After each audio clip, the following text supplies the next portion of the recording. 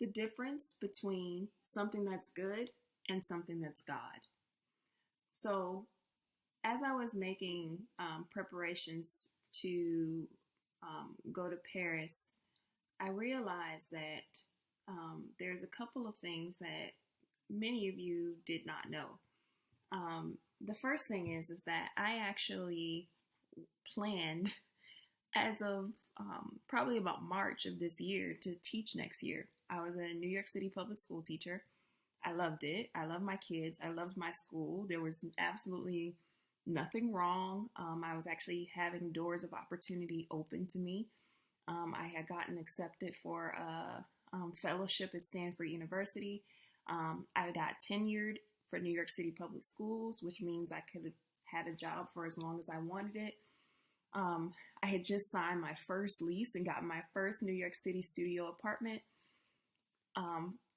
For all intents and purposes, everything was going perfect. I had favor coming to me left and right, and everything seemed to be going according to plan. Except it wasn't. When in August of 2015, the Lord had blessed me with a free ticket to go to Paris, and I probably mentioned this in a previous video. But Paris was completely and totally unexpected and out of left field. And when I went in August, I thought God was just sending me on like a solo missions trip or something, but I had no idea the doors that He would open in my own heart and the things that God would do to get me to love this place. And even as I was walking around the city today, I was just falling in love with this place all over again. The buildings, the structure, the people, how restful it is. And remembering, a year ago, well, a little over a year ago now, where I was here in August and just thinking, this is the most beautiful place I've ever been.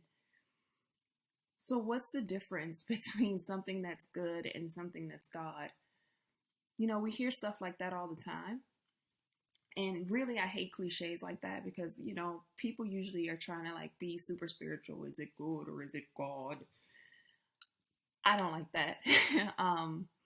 But I tell you what I know. I had all these doors of opportunity opening to me, and I knew that the path that I could choose, which was to continue to teach, would be really, really easy. I had favor opening up to me, but there was something that in my soul that knew that at the very core, the only reason why I wouldn't go to France to live, or at least attempt it, was because I was scared. And I don't want to have any area of fear in my life. Now, I believe in being prudent and being a good steward and being responsible, but I don't believe in fear. And I don't believe God uses fear to get you to do those things. And what I was grateful for in New York was it was the first time in a long time that I had become stable financially. I had become, independent in some sense. It was great. And God did that. He had me sign the lease. Like He totally had me do it and had me build a life there. And then He switched everything around and began to speak this whole other thing to me. And all I can tell you is that it's been a crazy roller coaster to be on when you thought you knew where your life was headed in one direction and the Lord totally switches the direction that you were going in.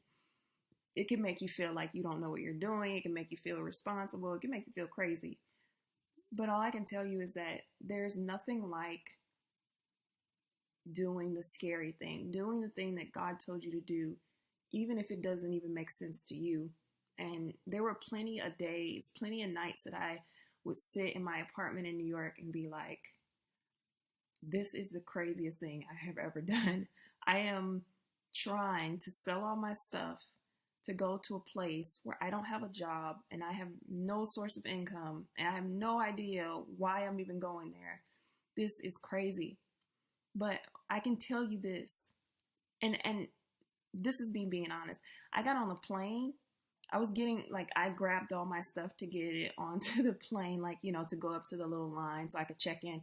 I was so scared that I kept leaving things in my friend's car. Like, I think I left my water bottle, my phone charger. Like, I was nervous even up until the moment of getting on the airplane. But I can tell you that I was sitting on the airplane and we were up in the air and we must have gotten over the ocean, but I could physically feel all of the fear fall off me as soon as I began to move in the direction that God wanted me to move in. And so when I talk about things like moving through the fear, listen, up until the 11th hour, you might be feeling like I am the craziest human being in the whole world. And, but at the end of the day, doing what God asks will never, ever, ever, ever, ever be a bad thing.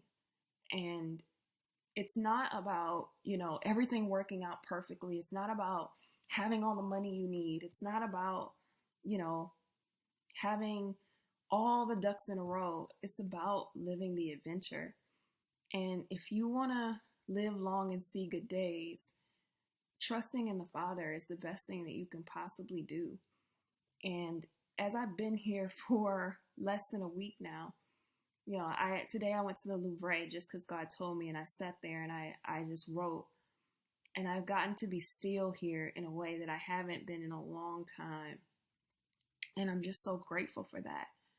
And I want you to know that whatever God's asking you to do, if it scares you, if it's like terrifying, that's okay. And you may feel fear up to the last minute, up till you do till you're turning the key in the lock and walking through the door. But that doesn't mean it's not God, and that doesn't mean it's wrong. And if you have an experience like I had, by the time I got to Lisbon, which was my first check-in, I had so much confidence in what God wanted to do because I could just feel all of the things that were that would have potentially held me back fall off me, because it was the Lord who was saying, well done, you did a good job, you stepped over the chicken line, I'm so proud of you. And I just want to encourage you in this season to step over the chicken line. It's going to be okay. Whatever you think you're laying down, like whatever you think you're giving up, there's nothing more precious than being where the Lord wants you to be. And the beautiful part for me is I'm getting to experience a place that I love, and it's beautiful and it's wonderful, and there's still things that I don't know, but I can tell you this, I don't regret it, and I never will. And there's something about listening to the Father's voice and letting Him be the director and the guider of your steps and allowing Him to be your counselor. And there's nothing in your life that you want more than that. That's the adventure. So tonight, I just want to encourage you that yes, you can choose the good thing, and God will be happy and He'll bless you and He won't punish you. It's not about that really.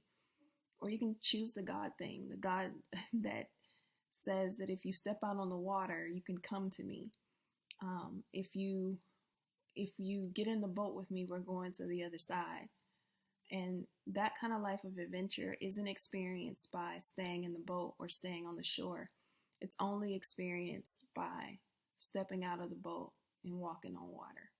Bless you guys.